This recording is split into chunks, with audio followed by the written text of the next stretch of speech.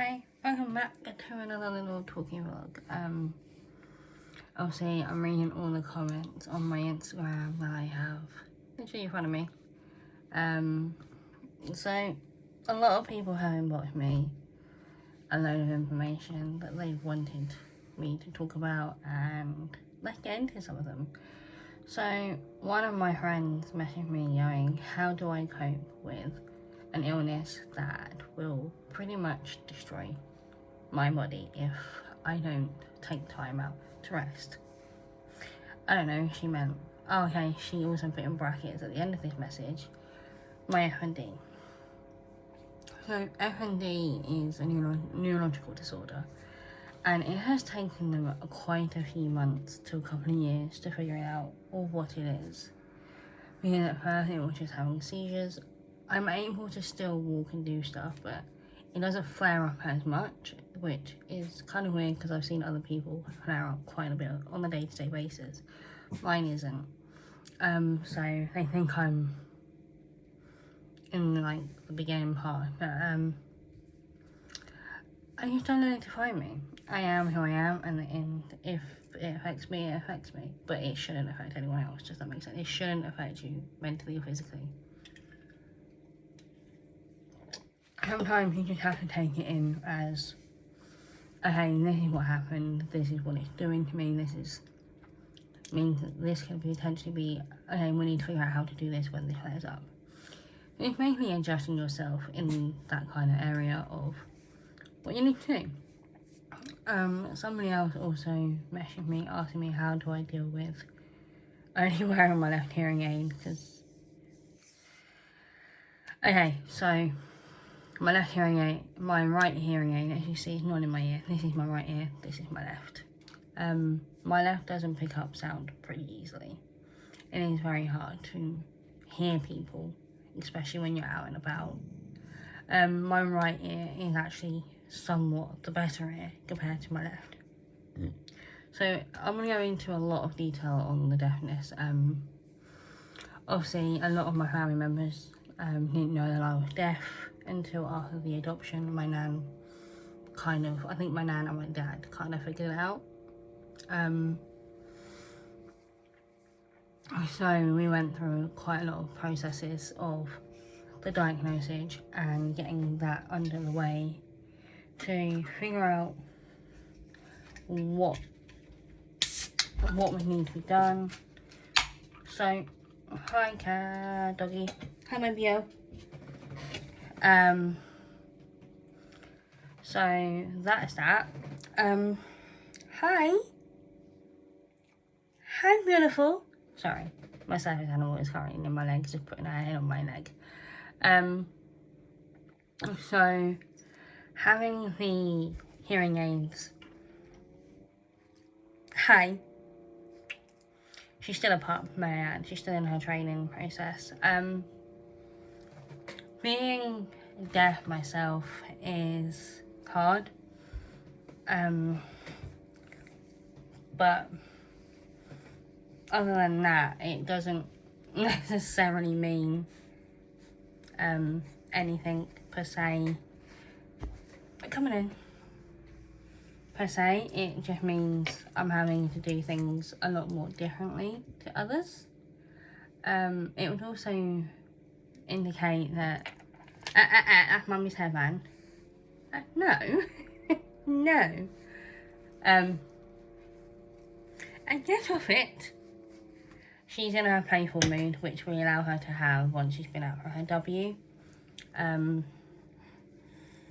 She will try and grab it. She has toys, may I add. And look at that big yawn. Mummy's trying to talk. But yeah, majority of the time, wearing my right hearing aid indicates that I can hear a lot more better. But growing up, I had about 4.5 from it. I think they did four in this ear and about 3 in this one. They were trying to do the 4th one in my left ear, but my canal was pretty much closing, so basically about there. So they couldn't get anything down it. And they said that it will most likely be hearing aids for the rest of my life.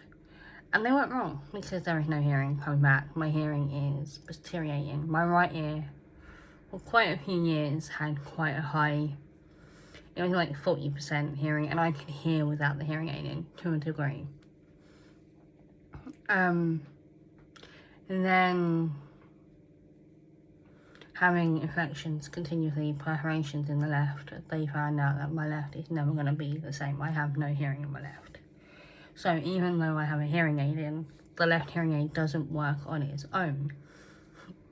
So it needs the right hearing aid to be able to have the same kind of sound and whatnot.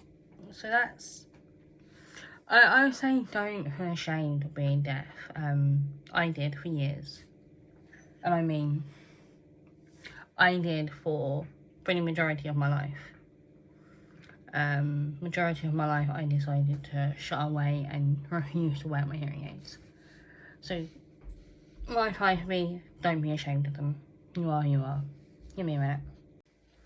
Next question is about my genetic testing. Obviously I spoke about this in previous on my old channel. This is someone that's followed me for years. So before I deactivated my old YouTube account, I talked about the diagnosis of genetic disorders. I'm going through a testing for my heart because I'm having issues with my heart. It's a lot of things that I have wrong with me are genetics, fortunately. I'm not angry at it. It is what it is, and I have, you have to kind of deal with it. I deal with it and I don't let it affect me. So that's another one. And then the other message that I have received, unfortunately, is in my requests, is how do you deal with your BPD and DID at the same time during a splitting episode? So DID is a lot more different compared to BPD. Being diagnosed with BPD, but I was misdiagnosed for several years with EUPD. And they say that EUPD and BPD are pretty much the same. Yes, they are. But in some aspects, you can have more of EUPD or more BPD. Unfortunately, I have more BPD. I have childhood trauma. I have a lot more trauma around my childhood. That I will go into another video if you would like to see that.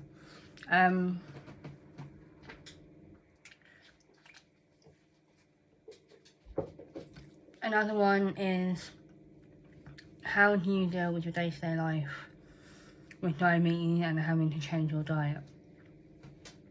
And this is valid. I have been diabetic for about 10 or more years. I haven't fully changed my diet. I still have the odd. No, I say the odd. I still have these. I normally have the sugar-free ones, but sometimes I need the full sugar. It's not about changing your whole diet. It's about prioritizing. What the hell are you doing? Sure, whatever. It's about. Stop. What are you doing?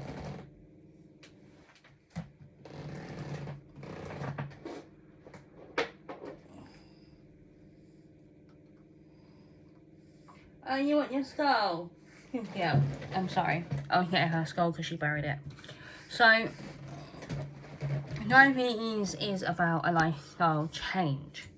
It means some of them can be reversed. If you're a type 2, it can definitely be reversed. Unfortunately, over the years, they have confirmed that mine is not going to get reversed regardless of how well I do. I have days where my sugars are like, oh yeah, we're going to do really, really good. And then they have days where they're like, oh yeah, nah. Because it's been over 10 years and I've been on every medication possible and I've done a lot of weight loss journey. A lot of the time, they say within a couple of years, you can generally reverse it. Fortunately, mine's genetic, which means it's hereditary, means it runs down in the family line. It's not going to go away, and they've also confirmed that I am a 1.2, which is in between 1 and 2, which is also a genetic gene. Brilliant. The other one that I have is about How do I manage negativity? And how do I deal with it? Negativity is something that I don't cope well with, nor have I ever. You're gonna get negativity regardless of what you do. What you gotta do is just ignore them. If they don't like what they see, then that's their problem, not yours. They could potentially become quite nasty. There isn't anything else you can do. Another one I have is about how did I get out of living in supported living. And I don't talk about this. This person obviously knew about my supported living situation. Hang on. I was with someone and I moved in with him pretty quickly. Our relationship failed, and then I decided to self-serve on my mum and dad, and unfortunately I couldn't move back home because I didn't want to live at home anymore. So I had an adult social worker that confirmed that they found a place for me to go to work up living independently without relying on people. I was with them for about 6 months, roughly, and then I moved in with Aiden. And I haven't looked back since. I moved away from my hometown generally because of the trauma. Sometimes I do regret moving away, and sometimes I don't. The only reason I regret moving away is because I don't see a lot of people. And unfortunately that's a part of life of growing up. You're not going to physically see a load of people. You're not going to be able to communicate with a lot of people.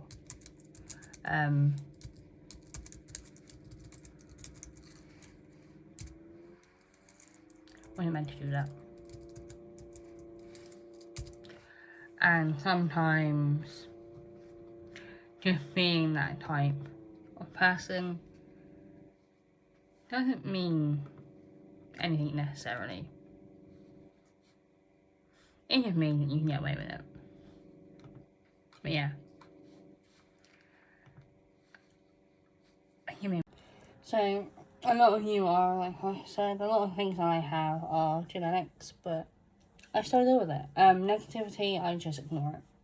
I've learned to deal with it over the years because there's nothing else we can do. But yeah, if you want anything else, I will add my Instagram in the description and my Facebook page, and you can message me on either, or you can look at my poll, because I did quite a lot of polls on what would you like me to talk about today, and I'll do a vlog. So enjoy.